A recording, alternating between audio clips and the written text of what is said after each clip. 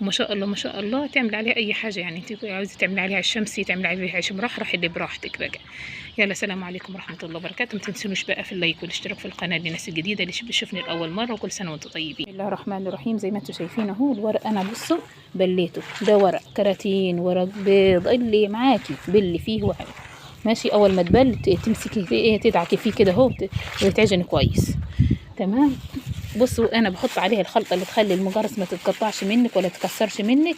بص الجير، بص اهو اللي هو الجبس الابيض اللي بنرشه تحت الفراخ البيضه اهو. بصوا انا رشيت بصراحه قبل ما نصور اهو. بصوا ده بيخليه زي الحجر الصوان، ما يتكسرش منك، زي الزان كده ابدا، ما يتكسر منك ولا يتملخ ولا حتى سوسه تعمل. انا كنت بعمله بالسن اللي هو يطلع من الدقيق، كانت السوسه بتدخل فيه. المهم انا هفضل هدعك فيه كده اهو. دي بقى بص لحد ما ايه يتملك مع بعضيه. الحته الناشفه نحاول ان اما